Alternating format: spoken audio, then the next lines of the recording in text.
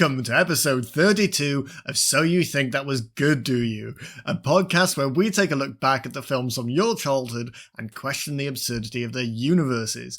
My name is Evan, and this week's film is The Shadow, 1994, starring Alec Baldwin, and was recommended by friend of the pod, Shayna. You can check out his podcast, What's Shaking with Shayna, where he celebrates the passion and the madness of the geek, the nerd, and often the absurd over on Spotify, Apple Podcasts, Google Podcasts, and anywhere else you might listen to your podcasts.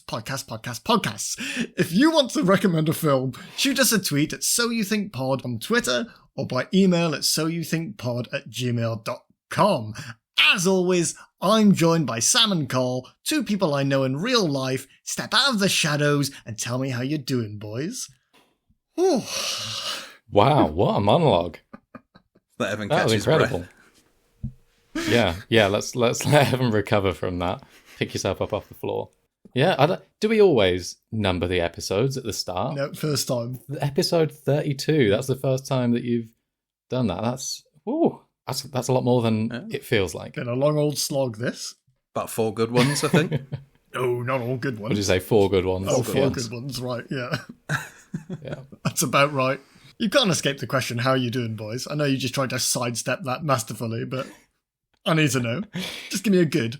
I'm doing well. I've had a full week off work this week, so I'm feeling well rested. Don't worry, it didn't change anything. I still watched this movie at the last possible minute today, frantically writing notes. No research whatsoever. So still on form. Same here. And I'm here.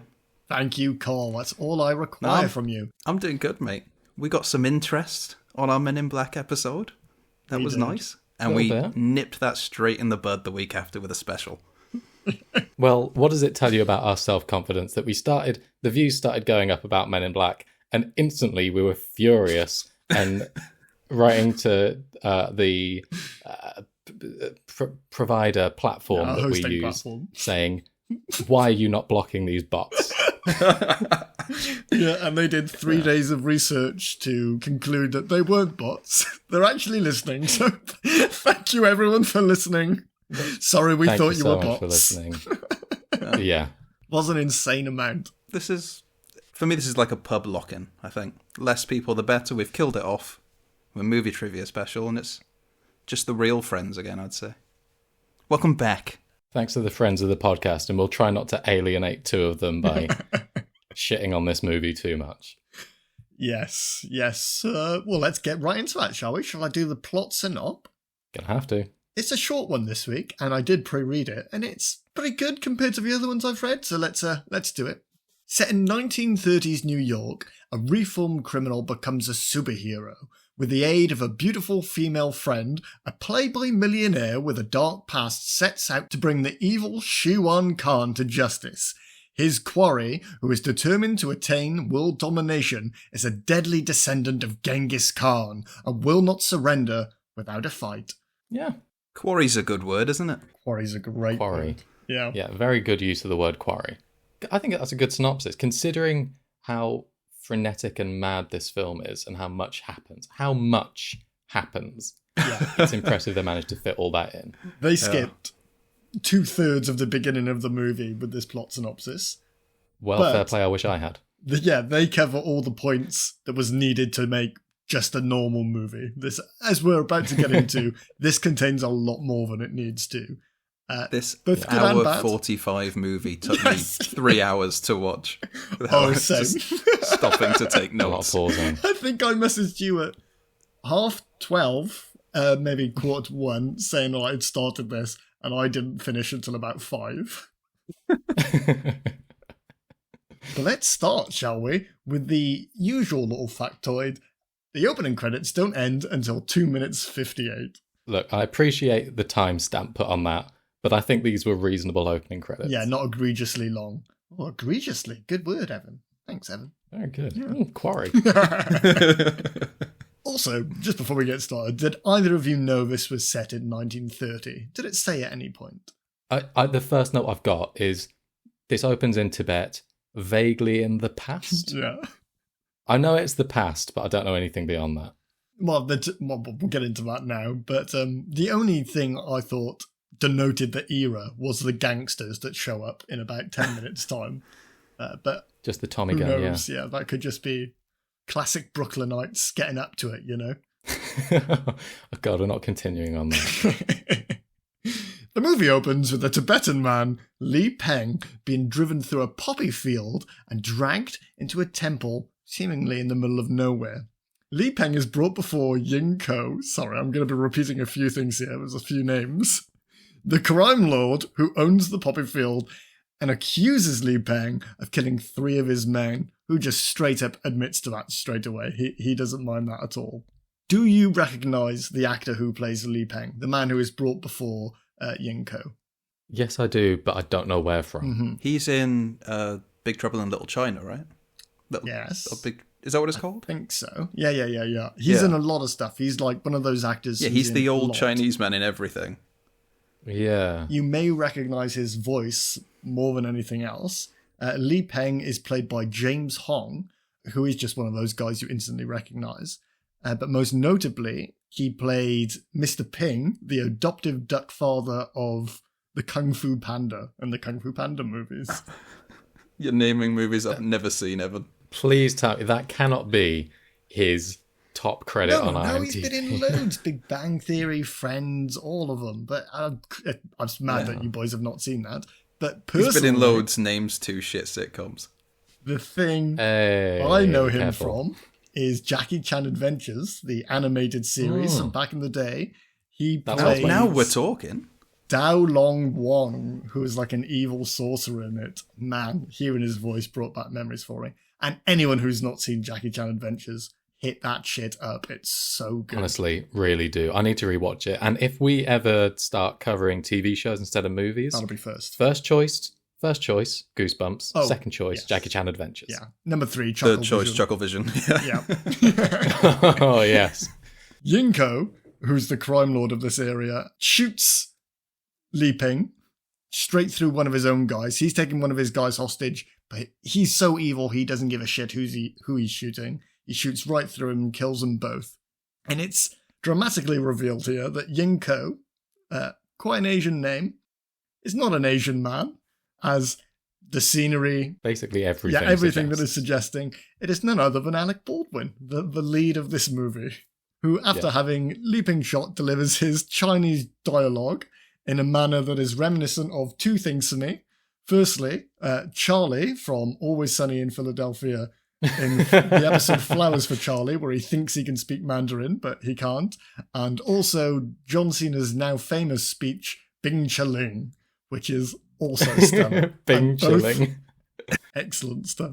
He goes to sleep fine after murdering his friend and his enemy both at the same time, Ying Ko, but he wakes up in the middle of the night to 2 Tibetan men in his bedroom. They knock him out and they drag him off to a separate temple. And this is the Clouded Temple, I believe it was called. What I really like about this is, so they drag him to the top of, I want to say it's like a mountain or something. Yeah. And they say, we've brought you to this temple. And there's just a tent in front of them. And then he correctly points out, actually, that's not a temple. And then the clouds kind of move, the clouds behind the temple move aside, and we can see that behind them was a huge temple. And he is astounded. He says, where did that come from? Because I guess he thinks that if he can't see, he doesn't understand that there are things behind other things. Well, somewhat ironically for his character, he can't get the idea of it through his head of you can't see something, but it is there. But he is told that the clouded mind can't see. But his mind doesn't become any less clouded in those 5 seconds. He didn't know there was a temple. He didn't learn anything. The cloud moved.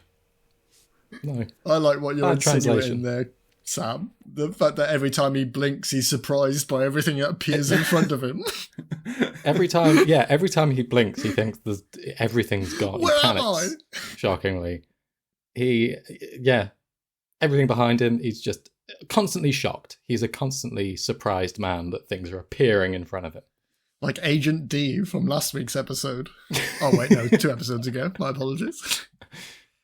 Anyway, the two Tibetan warriors, mystics, travelers, I don't know who they are, they just appear and disappear at this point. They take him into the temple, and Ying Ko meets the priest of this temple, Tulku, who reveals that he knows Ying Ko isn't who he says he is. He's really a man called Lamont Cranston. So I saw that and I was like, that's not a real name, but that is the name of the character. Lamont Cranston. Such a made-up name. Yes. And he's done so much evil in his life, Lamont Cranston, that Tulku tells him to earn his redemption, which he has no choice in. He has to earn his redemption.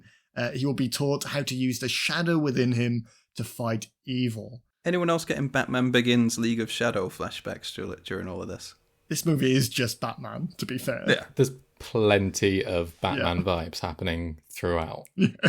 But yeah, I'm so confused by the motivations of this. I don't know, priest, I guess, monk, whatever he is. This either 12-year-old child or 50-year-old man, I'm not sure which, who grabs this piece of shit drug lord out of his tent and decides, you're the man that I'm going to give superpowers to and send over to New York.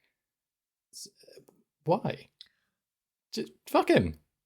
I guess his motivation is to turn evil people, well, not turn them into good people, but to harness the evil within them, to fight evil, to just give him superpowers. I don't know, this is the last time this dude shows up. Let's give him some slack, Yeah, it doesn't really matter. We do learn the risks of only giving evil people superpowers with the next person who comes along who was trained there. It's just like, well, I guess I'll use my powers for evil now. Thank you. Yeah, the next guy who came along, he gave him the power to do all of his mind control teleport bullshit. And they go, cheers for that. I'm going to go take over the world. Wait, no. Hold on. Lamont Cranston, sorry, I struggled to get out his name there, has a little tussle here with a magical dagger, which seems like just a bit of fun in the scene, but it will become important later. And it's called Ferber, if you boys didn't know. Also important to note, world's first CGI face on a dagger. Also possibly the last, we don't know. Well, I mean, we find out that his training's going to take him 7 years. In a second, yes, we will learn that. He got send the dagger. That dagger kicked his ass. 7 years before crime starts getting fought. That's true, yeah. Just have the dagger kill everyone. Dagger's the real hero of this. Now, as you just pointed out, Carl, this movie is on the money for anyone who is sick of origin stories, because we completely skip all of that now. Oh my god, yeah. Instead of seeing Lamont Cranston, insane name, do any training or learn to use his powers, we get a nice bit of text on the screen. Yeah, can't call it an opening crawl when it happens 5 minutes in. Yeah. Yeah, mid-movie crawl. Yeah. But at the same time, I was annoyed when it first happened, but all we would have got if that wasn't there was some fake Western idea of Tibetan mysticism as he meditates on a mountain somewhere. I'll take the opening crawl, I think. I still think that would have been... it was hilarious, but not for the right reasons. It just felt like they ran out of budget or forgot to shoot these scenes, and they're like, oh, bollocks, we forgot to do all that. I think they forgot to redeem his character before sending him off to fight crime. Yeah. Yeah. They just say, he's been redeemed now. We go, well, all we saw was him murder some old man that he apparently loved. I think this section here, I don't want to call it opening crawl because it doesn't even crawl, it just fades onto the screen and off again. What it attempts to do is provide you more information than the film can possibly fit in. I've written it down for you if you want me to read it out for you. So if everybody wants to catch up on what Lamont gets done in this time. The price of redemption for Cranston was to take up... you can't. Man-struggle... Fuck. The price of redemption for Cranston was to take up man's struggle against evil. The Tulku taught him to cloud men's minds, to fog their vision through force of concentration, leaving visible the only thing he can never hide, his shadow. Sorry, who's the Prince of Redemption? Thus armed, Cranston returned to his homeland, the most wretched lair of villainy we know as The text Mos fades Eisley. out, and in fades New York City. The Prince of York City. Redemption. Specifically Brooklyn. Yes, that's where all the bad people are. So, yeah, it fades into New York. Yes. And immediately, 3 New York classic gangsters are threatening to kill a witness who saw them do some crime up an alley, and they're going to drop him in the river with concrete around his feet. Classic New York stuff. Classic. One of these gangsters is Duke, and you know he's the boss because he's the only one with a mustache. That's how it's determined in the Mafia, obviously. We then hear the voice of Alec Baldwin, a.k.a. Ying Ko, a.k.a. Lamont Cranston, a.k.a. The Shadow, who taunts Duke for killing a policeman using his echoey voice powers. Sorry, so many names. He's 3 guys already. I think from now on we can stick with The Shadow and possibly I won't do that Lamont. every time. Yeah. But yeah, we get to see some of his powers now. We find out that he, not only was he taught to turn invisible, which was teased, they also taught him how to whisper really, really loud. Been taught to throw his voice. That's not 7 years, though, is it? This was all done in the first week and a half. The rest was just to get him to stop being such a twat. Maybe don't murder your friends? We'll come back to that. I'm sorry, I'm lost. Can we start again? We do the voice throwing thing, and we'll come back to this. Well, that seems to work because all of the Mafia boys start to freak the fuck out. They don't know what's going on, and they're asking Duke just to shoot wildly at the bridge, which he does. He's absolutely happy to acquiesce to that. In The Shadow, he's doing his invisible shit. Oh, yeah. Very nice. It's better than He's doing his invisible shit. He's beating everyone up. He's turning into mist. He's punching them. And he says to Duke, if you don't turn yourself into the police station, I'll kill you. And Duke is happy to. Can he drop it a second time? He's going to acquiesce to that. Yeah. He's going to turn into a police station. This is the problem with them not redeeming his character, is he's Just doing the throwing same his shit. voice and saying, "You murdered a policeman, Duke." It's like, yeah, you murdered your friend and sold heroin. What makes you so great? How are you calling people out? But powers are pretty cool, right? Powers are very cool. Yeah. Powers are... Well, are they though? Let's consider he's a superhero that fights crime. His power is he can turn invisible, but he turns back visible when he punches. That sounds like a joke superpower. And he does. He starts beating up Duke. After Duke has fired wildly trying to hit him and missed every single shot, he starts beating up Duke, and he's flashing visible every time he throws a punch. And the 2 other gangsters are holding their guns limply at their sides, not doing anything about him. I would pathetic. suspect that's more for our benefit than for the film lore, but it does look fucking ridiculous. But not as ridiculous as after all the gangsters run away and the Shadow reveals what he actually looks like, which is just Fucking like hell. the alt costume of Inspector Gadget. A big old trench coat, a hat, but all in black instead. It does not look very cool, does it? Big old fucking nose. The face of Lothar from The Rocketeer. Why is that a role? We'll give you magic powers, but you're going to look absolutely rats whenever you use them. I mean, one of the notes I've got here is what is the lore behind him having such a fucking massive nose? I mean, I don't get it. If you see someone It's in the street who's packing a big nose, you might not want to look in case you make him uncomfortable. Maybe that's how they make him invisible. Everyone's going, oh, fuck, don't look at that guy. That fucking nose. that's actually his He's power. only His invisible power is- when you don't look at him. because no one's looking at him, he assumes that he's invisible. Everyone's so uncomfortable to look at him in case he thinks they're staring at his nose that he's invisible. Yeah, at least in his own mind, where if you can't see something, it doesn't exist. Maybe he can smell crime. I mean, yeah, that may well be it. I think that's from something. I might have stolen that. That's from Always Sunny. Yes, it is. Yep. Dolph Lundgren. Dolph Lundgren can has smell crime. The giant nose. He can smell crime. And his head's just a massive nose. Yeah. Oh, fuck yeah. That's better. But he wins and he rescues the old man. Yes, Roy. Is that his name? Saves the old That's man. then- Roy, yes. We learn a little bit later. Decides to free him from the concrete by emptying 2 full pistol magazines into his feet. That man is free of concrete, but he's never walking again. He is riddled with bullets. But the actor who played Roy, he's very brave, isn't he? Alec Baldwin hit those triggers like 60 times in a row. Is it too early to do this? Were we not going to do this at all? Feels like we're going to do it. Had to be mentioned. It's going to happen. We've already glossed over the one scene where he shot through a guy. But it's going to happen at some point. Oh, all right, guys, I just got back. Did I miss anything? Nothing. Oh, he saves the guy's life. He grabs the taxi with the guy, and he explains to him that since I've saved your life, you got to put this ring on, and you are now basically my slave. You owe me your life, so you are mine. Yeah, it's a really nice guy thing to do. This is the hero. This is the hero. He's like, you're my slave now. What happens if they say no? Does he just chuck them out of the car? Does he put the concrete back on? What happens if his taxi driver slave needs to make a living? No, you're on call. Yeah. You are on call 24/7, mate. He's driving him around a lot in this movie.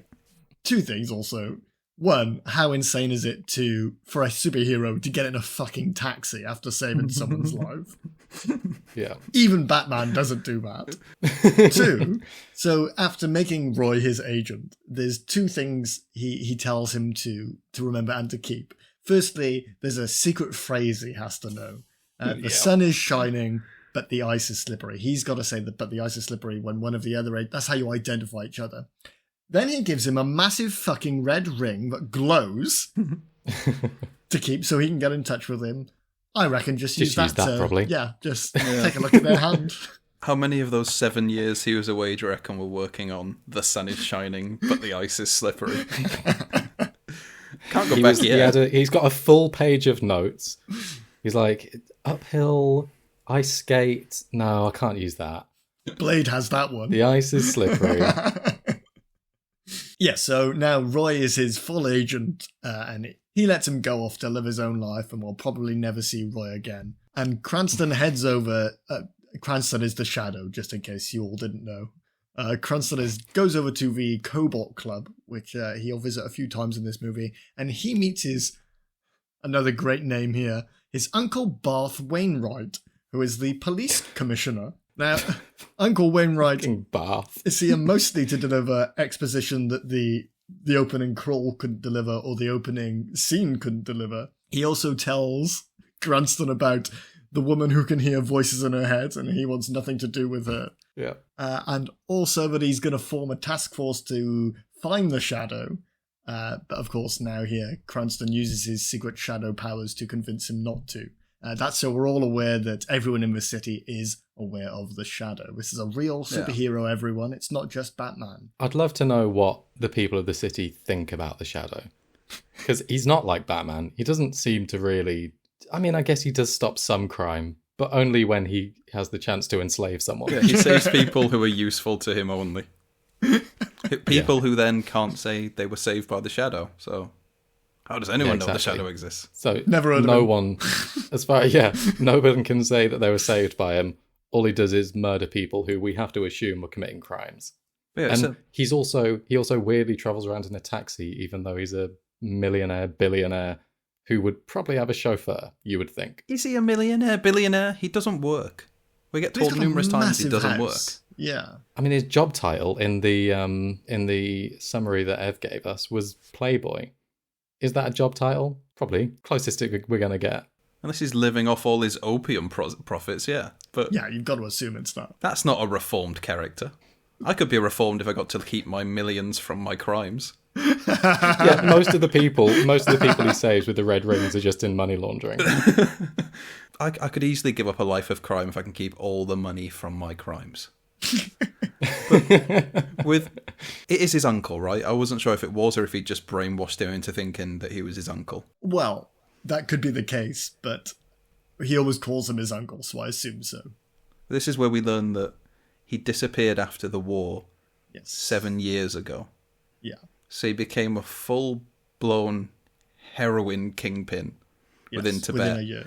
And did his 7 years training in that 7 years. That is fast. He walked into Tibet and was just like, yeah, this is mine now. He excelled at being a crime lord. God, it took him ages to complete that 2-year Buddhist course. as I mentioned just now, a lady had walked into the bar that his uncle had said could hear voices in her head. And obviously Cranston's instantly interested in that because he's got freaky head stuff going on as well. And he sends her a glass of wine to her table. And I love this interaction here. The waiter says, "From the gentleman," and the lady's name is Margot. She wonders which gentleman in particular and says, "A gentleman," to the waiter. As if the next frame isn't Cranston standing over the table down at her. He'd been standing there for about 5 minutes waiting for the wine to come over. There's no pause in between her asking the waiter and him appearing there. She says "gentleman," and the next frame isn't the waiter, it's him standing over. Then he popped off his big fake rubber nose and she could see him. He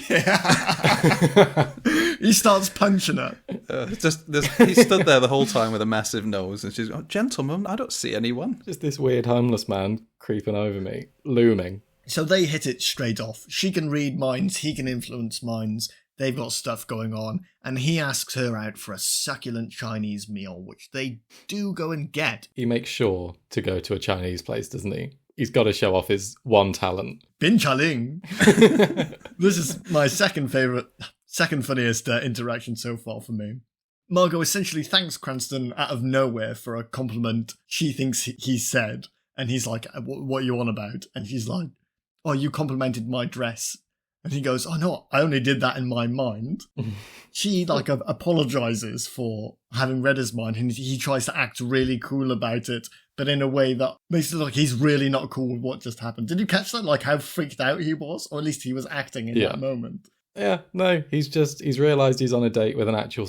This is, it's just two weirdly overdressed psychopaths on a date in a Chinese restaurant.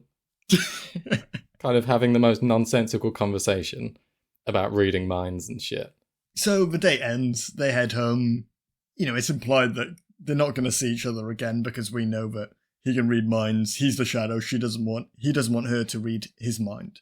And he goes home and falls asleep in his armchair. And we get a big fiery explosion out of his fireplace with the face of a man we haven't seen yet.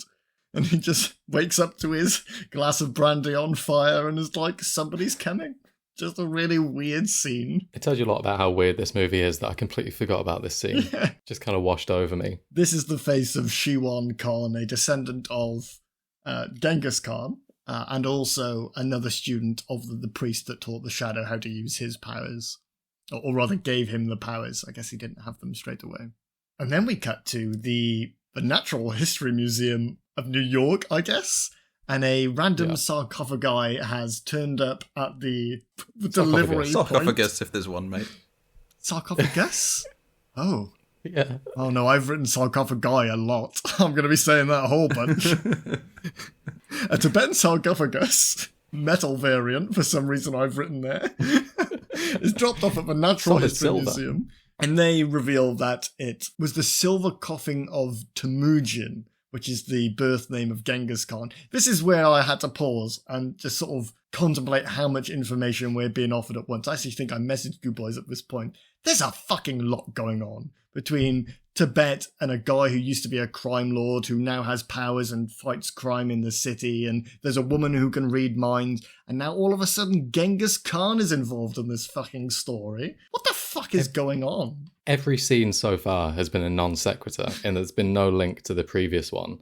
It's like, yeah, even in the last few scenes, it's like he can turn invisible, and now he can read minds, and he owns slaves, and he's getting Chinese, and his glass is on fire, and now a museum, and Genghis Khan's back. It's just like, what the fuck? Slow down. They should have made that opening crawl longer. We're going to skip some of this. Anyway, the seals on the coffin start to whack-a-mole open, and the security guard who's watching it is desperately trying to close them, but to no avail. Shiwan Khan appears from the coffin and immediately shows that his powers are very similar to the Shadow's because he force persuades the security guard to shoot himself in the temple. Incidentally, later on in the film, when we get a bit more insight into this, I think he says that he was in that sarcophagus for 3 days absorbing Genghis Khan's power. So you've got to assume when it opened up that rancid smell of piss that just bellowed out. That is what made the security guard shoot himself in the head. Tell me you didn't piss for 3 days. How do you think he makes himself invisible? Nobody look. Reeks. Just don't look at him. Just don't look at him. With a nose that size, the shadow knew it was coming from this point onwards. Somebody's coming. Talking about non sequiturs, we're then taken to the US Federal Building and the Department of War for an introduction of a new character, Ian McKellen's character, Reinhard Lane, who is a scientist supposedly working on some sort of energy alternative. And Tim Curry is also here, but he's not important yet. He, I guess, works for the Department of War and is trying to get Reinhardt to build a bomb of sorts with his stuff. Classic sci-fi stuff. The only thing you have to remember at this point that maybe is important is that Reinhardt is colourblind. I wonder what that will link to later on. Can't imagine. Me either. Because he doesn't know what colour shirt he's in. I didn't really get whether he was colourblind or if he just didn't know what colours were. Yeah. Because he quite confidently says that he's wearing a green shirt. Yeah. Oh, and he does at the end of the movie, when this may end up being relevant again, say, "Oh, I need to remember that." Like he's just never bothered to learn red and green. That he was makes too a lot busy more doing sense. science to learn what colours are.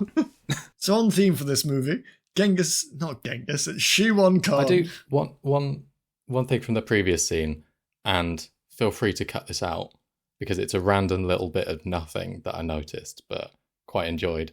There's a scene where Margot sits on the sofa and you've got her on the left of the frame sitting on the sofa and Ian McKellen's character in the back working on his thing, and they're both in focus and they're using this like lens that has 2 planes of focus to keep them both in, and it's a real shot and it's focused on both.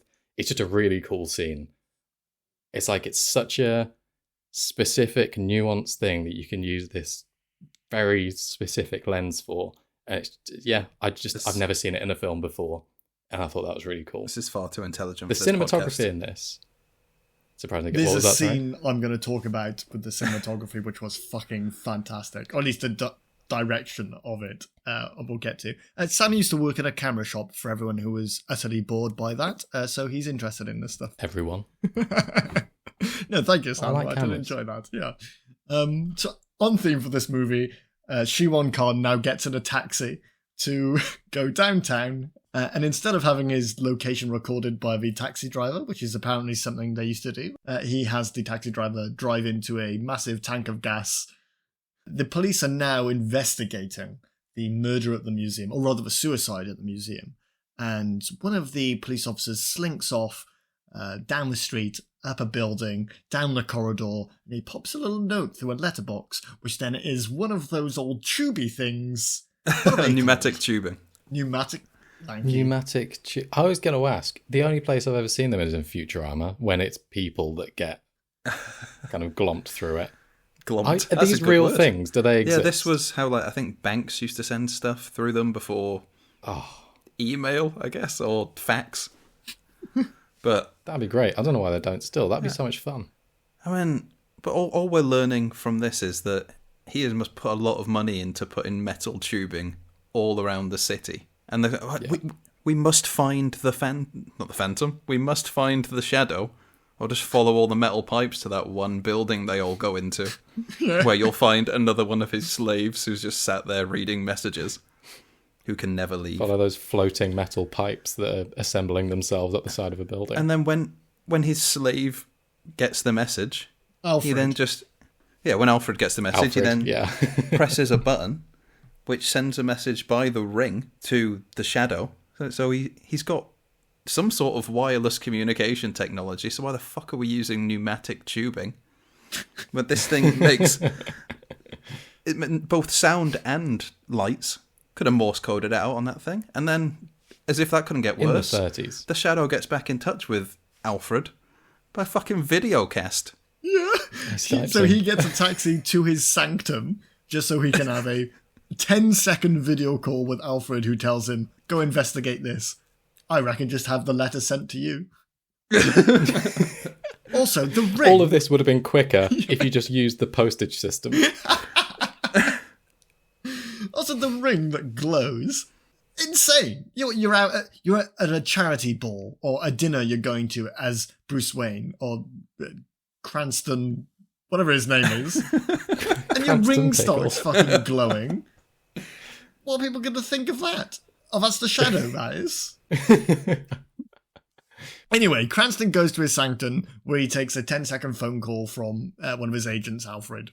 But then Shiwan Khan appears behind him in the sanctum, and he admits that, okay, so we're going to be using some other names here. Ying Ko, who is the Shadow, who is Cranston, was his idol, and that he himself was also a student of Tolku, who was the priest who taught Cranston how to become the Shadow. He also says that he wishes to finish what Genghis Khan started, which is his ancestor, which is to conquer all of the world. Genghis Khan only conquered half of the world, and offers Cranston a seat at his side because he sees him as an equal. One thing I'd like to point out as well, which I don't think we've mentioned, is that throughout all of this, at least initially, I can't remember his first name, so I'm just going to say Khan. At least initially, Khan comes out of the coffin wearing very elaborate, I guess, Mongolian war armor. In this scene, he's in some very elaborate robes, sort of oriental-looking design robes. He's got an amazing wardrobe, considering he flew over in a coffin. Well, I think he'd send clothes ahead knowing that he would piss at least 3 times in the armour he was in. Maybe. Well, I'm gonna piss in this. I'll send some clothes ahead. This is also where we Why learn. don't you just get a plane over? No. We can get you a passport. It's all right. No, You're a real refuse. guy. You're not even from the... You're a guy who exists now. You can fly with the coffin. Just get in when you want. You don't have to dress like that. It's the 1930s. You aren't from the past. Yeah. Yeah. This is where we learn that if you get given all of the shadow powers but then use them for evil, you don't have to turn fuck ugly to use them. No, you can just be yourself. Well, yes. Yeah, as you look on your passport, which he has. Yeah. So, obviously, the movie would end here otherwise. Cranston says he's not going to join him. He's crazy. And Chiron says, if you change your mind, let me know. And he gives him a nice little glowy coin. People love things that glow in this movie. And he disappears. Now, do you all remember Roy from earlier, the witness? This is why he's important. Cranston appears just at Roy's house. He knows where he lives. And he knows exactly what Roy does, which is some sort of chemist? Metal analyst? Yeah, one of those two. Yeah, one of the only 2 things you can be, yeah. And he asks Roy to do an analysis of the metal in Or the coin. Playboy. Or Playboy. Scientists, playboys, and taxi drivers. Those are the 3 jobs. and Roy Depends how many reveals... UCAS points you get. And Roy reveals that the coin is made of bronzium. A metal that sounded real to me, but Google Docs did tell me that it's an unknown word, so I guess it was made for this movie. The only test he does is put it in some liquid and then everything explodes and he just goes, bronzium! Yeah. I didn't know this existed. Why is there a test for it then where you can instantly know that's it? How long have you been keeping that test equipment? Testing everything. And I love that if it's specifically to see if it's bronzium, that's the first one he did. Yeah. And it breaks it. So, according to ancient Chinese belief in this movie, the universe was formed of bronzium, and it could be used to form a weapon of some kind, one that implodes on itself and then explodes on itself. The 2 things a weapon can do. Or as Cranston puts it, an atomic bomb. The chemist draws what he tries to draw a diagram of what will happen. It's fucking nonsense. It's a circle with some lines and a nut. Basically, what I've written down is a load of chemical bollocks, which culminates in the chalk drawing of a nipple, is what we get out of this exchange. Yeah. And then clearly the Shadow is getting a lot more than I did out of this because he fully understands and he comes up with the concept of an atomic bomb based on some fucking nonsense about cells. So now we flip back and it's revealed that Reinhardt, Dr. Lane, who is Margot's father, if we haven't made that connection already, is building the very device that Shiwan Khan would need to create the bomb. That building the very nipple. Mm-hmm. Shiwan then appears on a billboard outside Reinhardt's office. This is a very strange scene. This is a fucking thing. Like, why does he keep communicating with people via this one billboard? Yes, that's for Both cigarettes. Margot and Ian McKellen. I'm struggling with the names. He has to wait until they look at that one particular billboard. The first time he uses it, he makes the character on it morph into Tom Cruise from The Last Samurai for some reason. It's all very weird. It's the first time he uses it, which is this scene on Ian McKellen. He comes out on the balcony, he looks at the sign for a minute, watches it. It's a cigarette advert, which is a man with his mouth open and smokes kind of puffing out at intervals. He looks at it for a minute and then he pulls a cigarette out, looking a bit transfixed. And I thought, is this a bit of commentary on, brainwash advertising? I don't think it was. I think it was taken completely literally. And this guy's just brainwashed. Was the smoke coming out of it real, or was that an illusion created by Shiwan? I'm pretty certain that was real. Oh, a great billboard. It would be if it wasn't Evan advertising lighting cigarettes. Up. Well, I had a fag. Yeah. Which is cigarette in the UK. Oh, yeah. Well, I had a cigarette. Yeah, for American listeners. Some people were definitely shocked by that. Yes, got to remember that. So Shiwan manipulates Reinhardt into working for him and finishing his device, and that'll be important again later. The next scene now is Cranston is having dinner with his uncle again, and Margot appears and harasses Cranston's uncle, who is the commissioner of the police, remember, to look into her father. Not because he's missing or he's done anything wrong, but, quote, he's acting a bit weird. He says basically, forget it, we can't do anything until a crime is committed or such. He says, what kind of weird behaviour? Is it him forgetting the difference between red and green? No, that's normal. No, that's normal, yeah.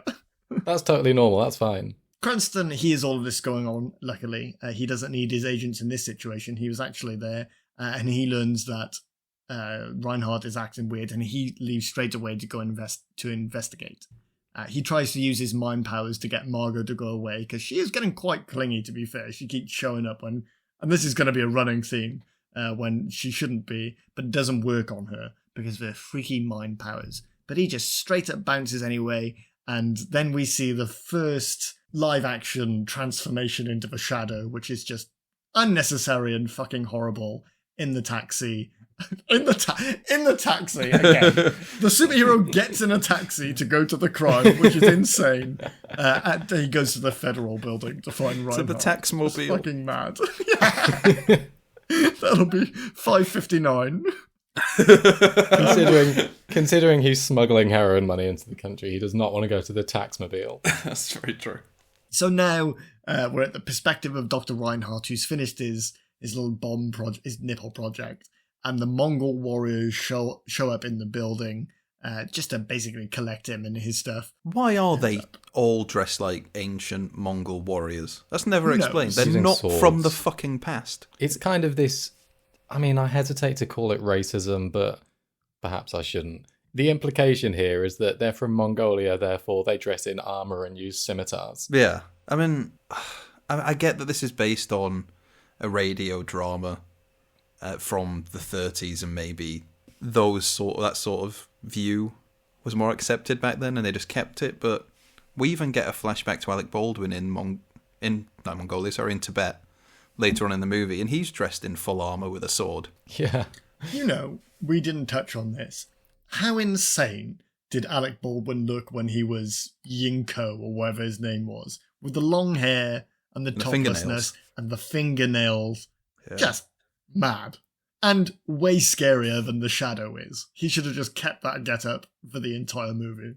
Oh, but he's been redeemed now. We didn't see it, but he's been redeemed now. So he's allowed to cut his Just fingernails. ask any of his slaves, mate. He's a better guy now. That took 2 years to teach him. Yeah, so the Mongol warriors show up to collect Reinhardt, and the Shadow attacks. Again, the Shadow must enter the battle by first laughing maniacally into the air, completely spoiling the point of the element of surprise, which I suppose he should be working by. And I suppose there's a bit of a fight scene. It's not very exciting. He turns into a shadow a bit, but then you find out that when he's in his shadow mode, sometimes crossbows can pin him against the wall and he gets trapped there. I don't know. It was just a bit This weird. whole scene is confusing. He's invisible for very little amount of time, seeing as though he's fighting guys with crossbows, compared to when he was on the bridge earlier. Every time he throws a punch, he turns visible. So obviously, and then most of the time he's visible. He still shows up in the light, which they realise very quickly, and then they shoot him against the wall with the crossbows, and it almost appears like he takes off his shadow, and then he's visible again. It's all very odd. Yes, but he's still trapped against the wall. It does get teed up at the start of the film, where he says, the priest in the temple says something about how you can turn invisible, but the one thing that you can't hide is a shadow, which... Fine, okay. Yeah, you're right. Sure. Okay. But, you'd think he would stick to the fucking shadows. Crawl everywhere. He just stands perfectly still. Stand against a wall. Not realising that there's a light on him. But don't announce And yourself. then when they fire the crossbows, they go right for his shoulders and luckily just get the cloak. Yeah. So that all wraps up happens. pretty quickly. I think they all get away. Well, he tassels one over the edge. And there's a bit of a funny line where he says... So that he drops off with him and they land on a gargoyle and he... After he crushes him against, he says, next time you can be on top. I did find that very funny. A few moments like that in this movie. Yeah, this movie, every now and again they went, should we be funny? And they just throw in a humorous bit. It's very odd. Well, the humorous bits, they're really mixed as well. Some of them are just sort of little one-liners like that. Some of them are genuinely really funny that will come up later. Right. Yeah. Weird. Anyway, yeah. Humor was very mixed in this. But another thing that happens, so when he drops this guy off the building. I think this is here. He drops the guy off the building, and we see the guy fall to the ground and hit the pavement. The shadow beats him down the building. He gets down faster. Oh yeah, he's immediately so in the this is taxi. presumably another superpower. Yeah. Is he can travel down buildings faster than gravity.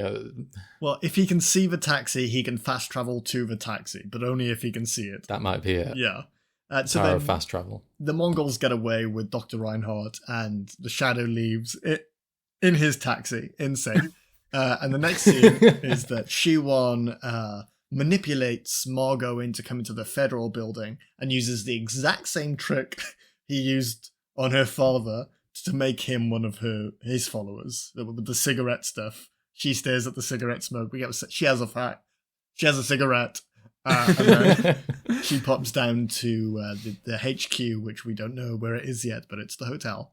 And he tells her, well, with his force powers, to take the gun with the one bullet and go to kill the Shadow. She intuitively knows who the Shadow is because of her freaky-deaky mind powers and goes to Lamont? I'm getting confused with all the names. Yeah. Yes, Lamont's mansion.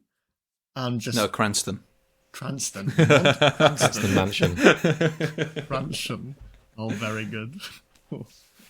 That stopped me in my tracks.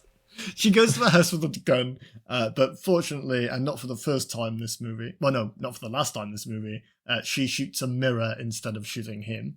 Well, we learn that Shiwan didn't actually want him dead, but at this moment in time, you're like, bold assumption that she could kill a man with one gun. Well, not this time, he just wanted him to kill her.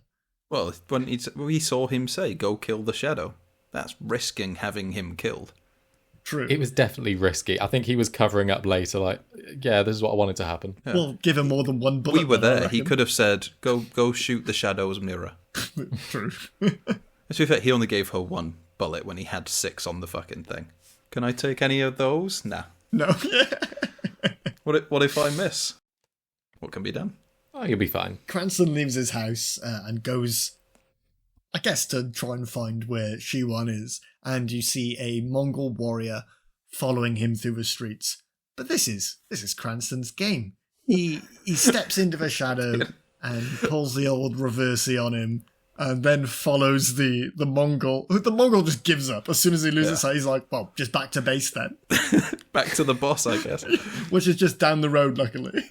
I love that he's following the Shadow, but trying to act sneakily, but in full Mongol armor. Yeah. Like hovering back a few steps as if he turns around, he's gonna go. No, that guy'd be closer if he was following me.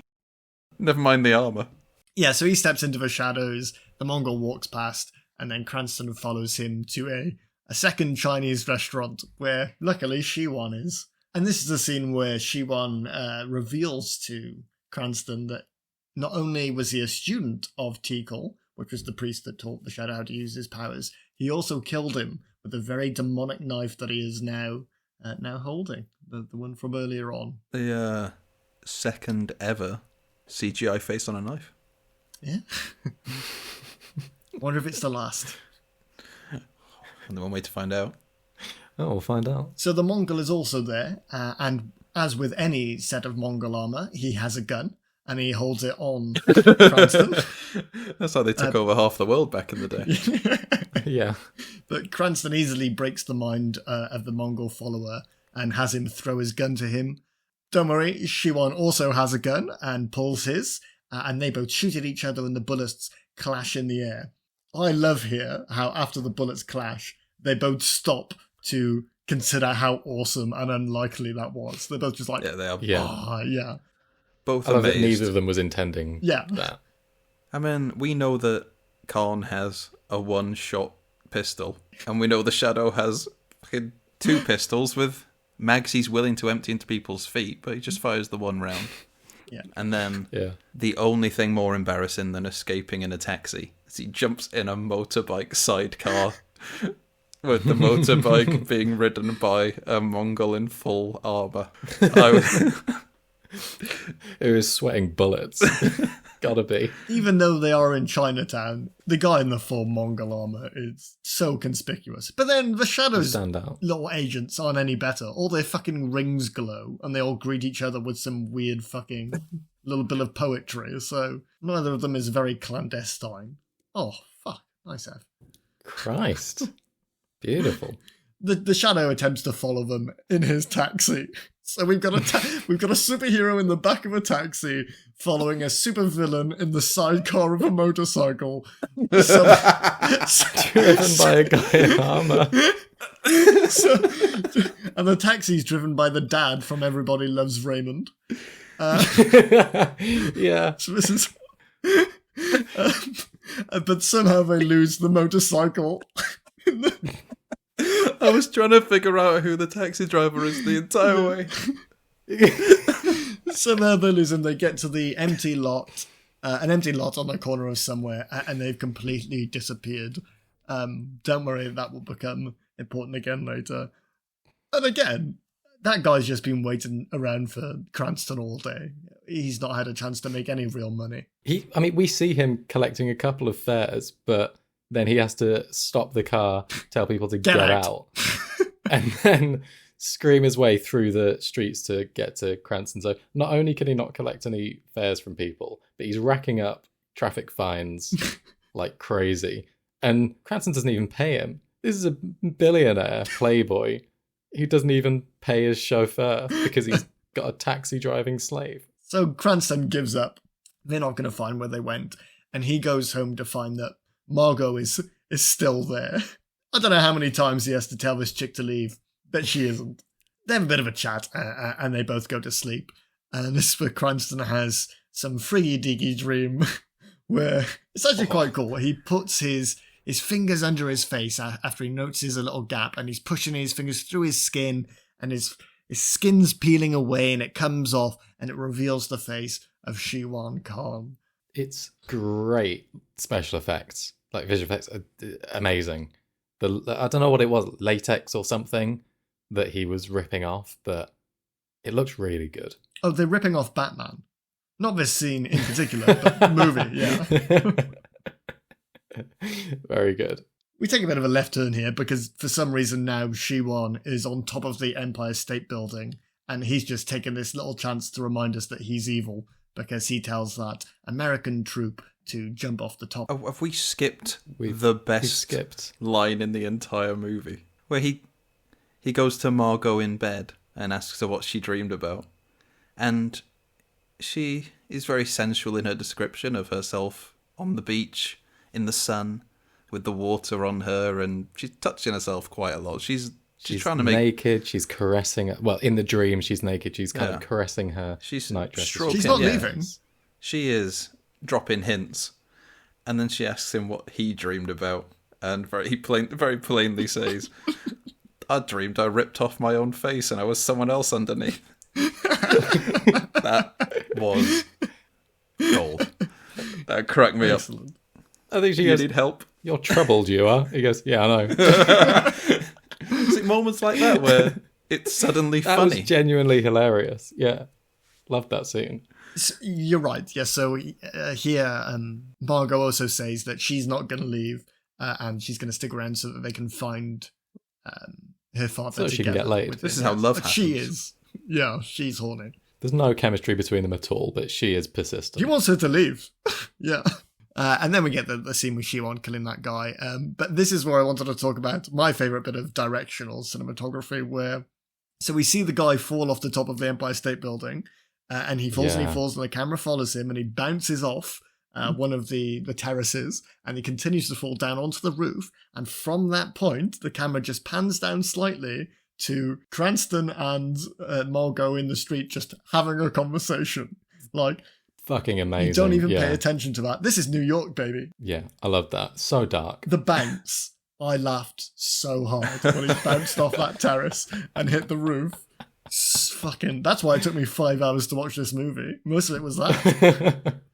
Fuck, it was so good. I really, really recommend watching at least that scene, if not this entire movie. Just that. So good. So now the shadow pays a visit to Claymore, because Cranston has just learned that Claymore, which is Tim Curry's character, who previously had been talking to Ian McKellen's character, Reinhardt Lane, who was building the bomb, that he had some sort of sphere? I think it was a beryllium. The beryllium sphere. Beryllium sphere. Yeah. What is that? It's the bomb at the end. Beryllium. Oh. Beryllium's just an element. Yeah. And it's a metal, and they make a sphere out of it. That's it. I'm going to assume that's not his research, because that's just, like, metalwork. Well, that's what the Shadow is going to find out about. He goes to the building that Claymore is at, which is some weird hexagon next to one of the major bridges in New York. This is a very strange exchange, because Claymore pretty much straight away admits he's evil by flooding the entire place, shooting at Cranston as the Shadow. What is this building that it just fills with water? Well, I've got to assume that that's its sole purpose, was to... Just to do... Because it doesn't do anything else, does it? No. There's not even an indication the sphere was previously there, because there's no tables, there's no equipment. This is a room for flooding, drowning a man. That is it. It's just a big ball with taps. Yes. Is this just the room from The Dark Knight Rises that has the bomb in it at some point, and then that fills with water, I believe? Oh, God. My favourite childhood movies are all just rip-offs of The Shadow. That hurts. But so he manages to shoot the Shadow, because once he's in water, you can see his little feet splashing about, and ditches him, and the place is filling up with water. And then he turns back into Alec Baldwin. Like this. So if the ugly man he turns into is like a separate entity, did he just ditch him to die when he was like, oh, well, we're fucked now? I don't know. There's a big question mark over who this other face is that he takes on, the big nose man. It's almost like a disguise, except his whole thing is he's fucking invisible. Yeah, and also, after he changes his face, he still pulls up that little handkerchief over his mouth. It's all very confusing. Yeah. I don't know. Can't have people recognising me as this person I'm not. He uses his psychic connection with Margot to tell her to come from the library to the little hexagon next to the bridge he's in and release him, and she does, and he escapes. Really annoying bit here where he's obviously panicking because it's completely full of water at this point, and he's panicking because he's going to drown, going to die in there, waiting for her. So he swims over to the bullet holes that were opened when Tim Curry shot him, takes one breath of air, and then heads back in and just stands by the door. Stay over by the holes, keep breathing. That nose is like a camel's hump for air. He can store unlimited amounts in there. So Claymore now delivers the beryllium sphere to Shiwan at their secret base.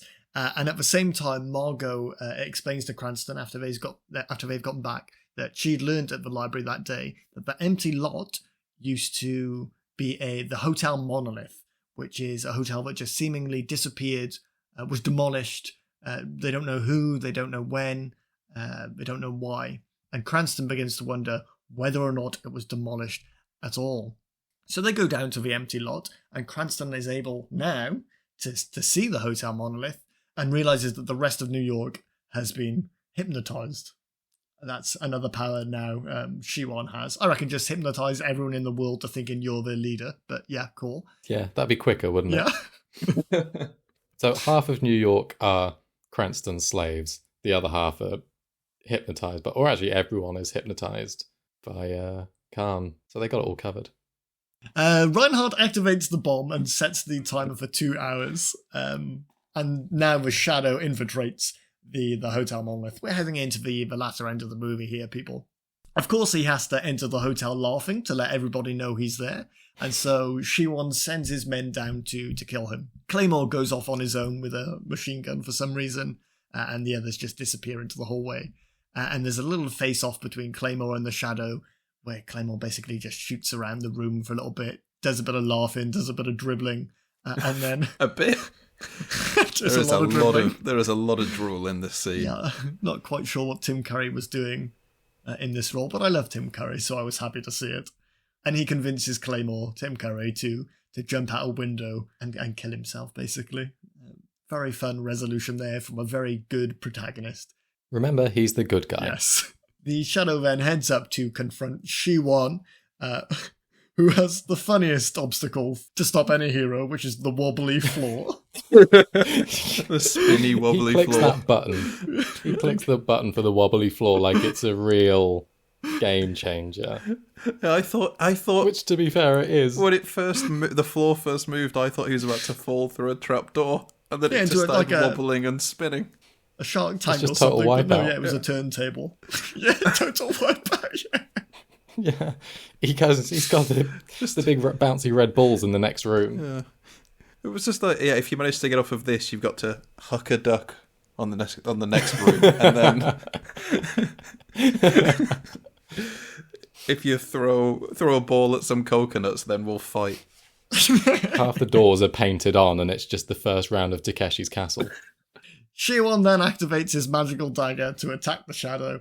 There's a bit of a tussle, but eventually the Shadow just manipulates the dagger to his own will, and he shoots it, like a good guy does, straight into the abdomen of Shiwan. But he's also, not dead.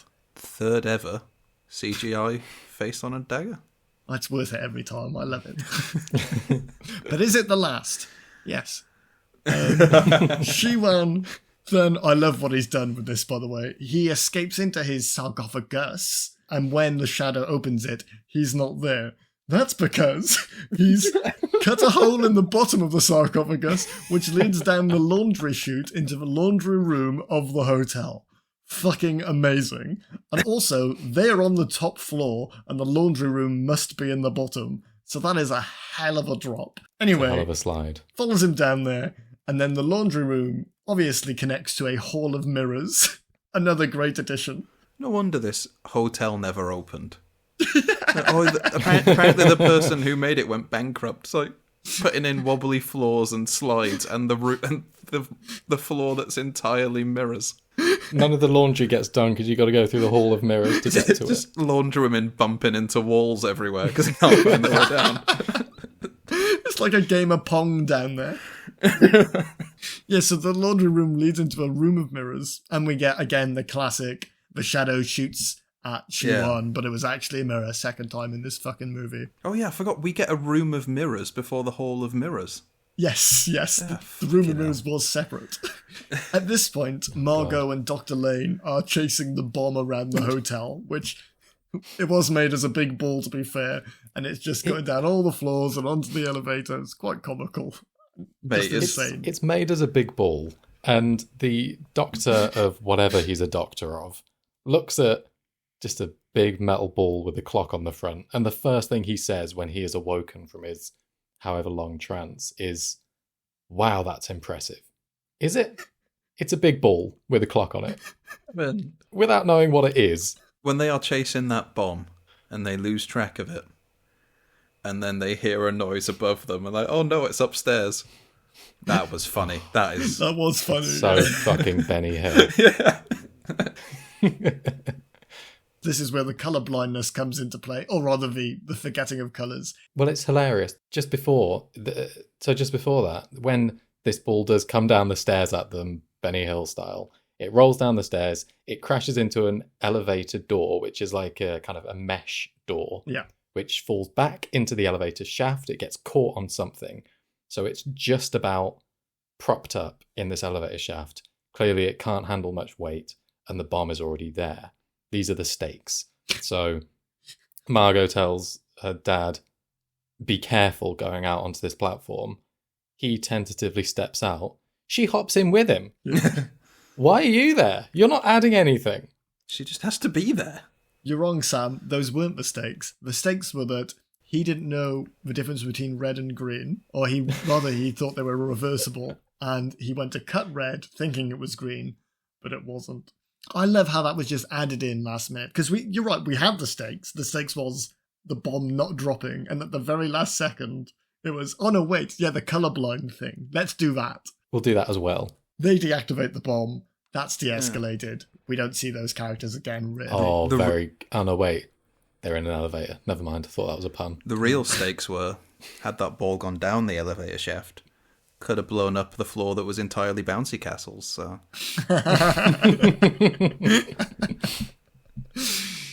Even though now they're in a straight hallway full of mirrors, this is the Shadow and Shiwan, instead of just shooting down the hallway at Shiwan, the Shadow uses his mind powers and jizz face powers to shatter every mirror in that hallway, just so he can then use his mind powers to raise one shard of mirror and shoot it directly into Shiwan's brain, like a good guy does. And he's already got a floating dagger, by the way, but use the shard of glass. No, and he can float anything. This is the first piece of mirror with a CGI face on it. Oh, fucking hell. It's a very, well, it's not very, it's a slightly Last Scene in the Matrix kind of scene where Neo stops all the bullets, where they're in that corridor and he's channeling his powers to telekinesis all of the shards, or just one of the shards up, fire it into his head. It's, yeah. And now everything happens very quickly. So then we cut to Shiwan in a padded white cell. He's in a mental institution. A doctor comes in and he tries to manipulate the doctor's mind like he's been doing this entire time.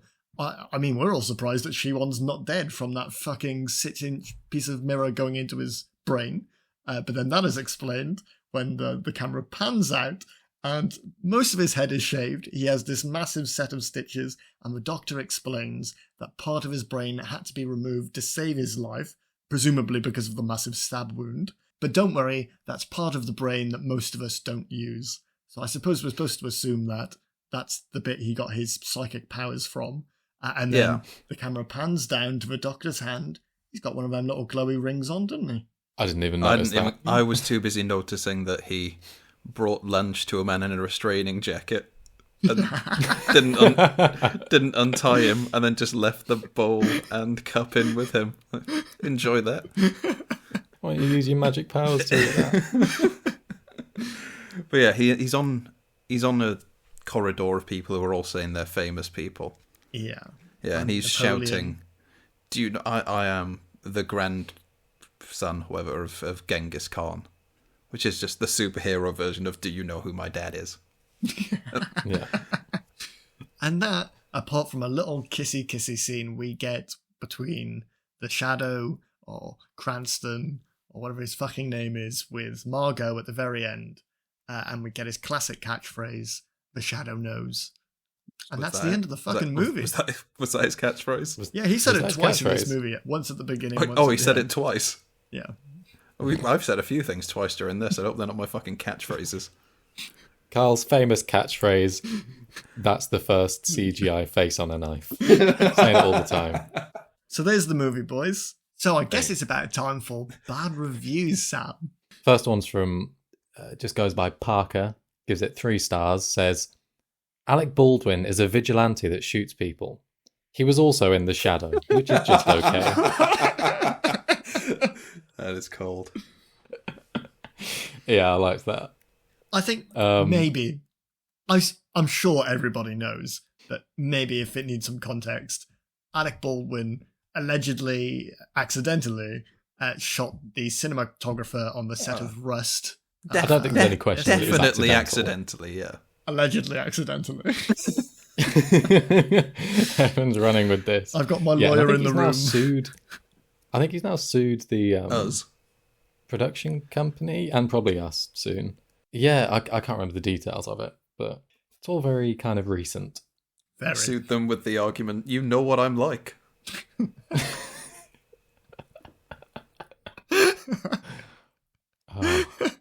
Next review. Carlo V gave it 1 star. Said, copy-paste my review for The Rocketeer. Works a little less and fails a little more for pretty much the same reasons. Except here it's Art Deco New York City, which is good, and telepathic Baldwin, which is, yeah. It's weird to consider he has a million brothers and is still the most charming / talented one. Says a lot about the gene pool. Pretty fucking harsh. That's pretty harsh.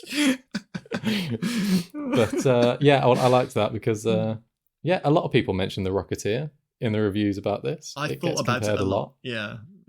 Gets compared to a few movies, but The Rocketeer is one of them. Well, you've got the Lothar equivalent. You got all the gangsters still. Everybody in The Rocketeer was one of those fucking gangsters, regardless of whether or not they were actually in the mob. Yeah, it's very similar. And the last one, once again to reference what we've touched on, thought this was interesting. Arf or TF, I've pronounced that wrong, but that's the name that was given, wrote this in, note this, 2017, left this review. Says, do you think Alec Baldwin has ever, quote-unquote, accidentally killed someone in real life? I don't mean like he strangled someone, but maybe he was up on the roof showing someone a view and told them to step further out onto the bit that wasn't nailed on, or slipped some nuts into the food of someone who was allergic. Just wondering. That is a... that's weird. That's some fucking foreshadowing. Very that's poignant. A prescient review, isn't it? Yeah. Someone making a point of... Yeah. Oh, God. There you go. There's your bloody reviews. Excellent. Thank you very much, Sam. I always love those. Yeah, allegedly. Wow. Time for that all-important question. Well, so I suppose Evan. This is our bit. Yeah, shoot it. So, Evan.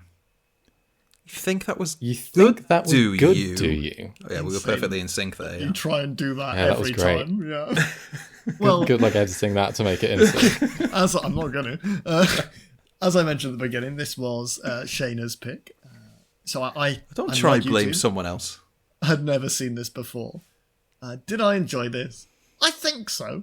I think there is somewhere in this a good movie. I liked all the weirdness. I kind of liked the element of Shiwan Khan being a descendant of Genghis Khan and him having the same powers as the Shadow and all of that. But that's very staple comic book movie stuff, especially Origins, where you just fight the same powers that you have, when you're Hulk and Abomination and Iron Man and some guy in the other suit. I'm actually now trying to think of it, forgotten every superhero movie ever, but it's always like that. Flash and Reverse Flash. Yes, there we go. Superman and Bizarro Superman. They all exist. Thank you. The problem with this movie is that it tries to establish far too much, not only in the movie, but in the first half an hour. Like I said to you boys, it took me so long to get through this to try and take notes, both for the plot, but also my own notes for my take on this. I think if they just went with the Shiwan Khan stuff, it would have been a great, streamlined movie. But with the woman who was psychic, no need for her to be in this at all. Made no difference to the movie. You didn't need Reinhardt, her dad, as well as Tim Curry's character, who was also making a beryllium sphere. Just make him make the bomb as well. There's just too much going on for this to be a really concise, good movie. I don't know if there was a sequel, but I doubt it. But I enjoyed it. I think this could have been better, but it was very fun. A surprise to me for sure. Better than some we've seen. What about you boys? Wow. What? Yeah. I'll leave that in. Fair enough. I reckon I've got a similar view of this. There's definitely some things that I enjoyed, but I think most of the things that I enjoyed were mostly good in isolation. So there were the occasional funny scene and the good cinematography and the guy falling off a building in the background of a conversation shot. All that shit was good in isolation. But yeah, like you said, I think it's a movie that was made to capitalize on a craze, on a bit of a superhero movie craze, and it was kind of made to be functional. They tried to introduce every trope that seemed popular at the time, from the sidekick to the dark origin story to the training to the equivalent antagonist. Everything that they could think of, they put it in, and it just became messy. And also, why is his nose so big? Also, would have loved to see any training, mate. That was just some text on a screen for us. Anyway, so 7 years even the passed. text crawl they copied. What about you, Cole? Yeah, I'm going to say I enjoyed it. I'm glad we got the recommendation, because I've never even heard of this until it was recommended to us, so I'm glad of that. I mean, there's something there. Absolutely. You can see a lot of ideas that were then put into the Christian Bale Batman series. But I won't watch it again, but if they remake it, I think I'd be interested. Yes, I think there is a remake in this. I think you're right in that. There is something I really liked about this. I reckon so. I had a quick glance at the... I don't. You mentioned it was originally a radio show. Yeah, I think Orson Orson Welles it was a the comic. original. Oh, Christ. Shadow. Which I wanted to mention. I had a glance at but... a comic book, which was not great. So I don't know how strong the source material is, but I'm sure it's better than, when you look at what Marvel are squeezing out of various comic books. I think there's certainly something to be done here. You think you've played Fallout, right, Sam? Yeah. You know Fallout 4, where you collect those comic books, the silver... Yes. Something. That's basically this guy, right? I think this sort of that's hero gonna annoy me. I can't was think of his name, but yeah. very common during that era. Same sort of stuff, that noir kind of... Yeah, I think there were a lot of Okay, the shadows, but I think this was just the most prevalent one, or the most successful one. Okay. Well, thank you so much for listening, and thank you, boys, for joining me. It would mean a hell of a lot if you left us a 5-star review on Apple Podcasts or over on Good Pods. And don't forget to tune in again next week. We'll be revealing what our next episode is over on Twitter around Thursday or Friday. And who knows, this week it could be yours. So don't forget to submit that to us by Twitter or by email. Until then, never forget the famous catchphrase of the Shadow knows. Goodbye.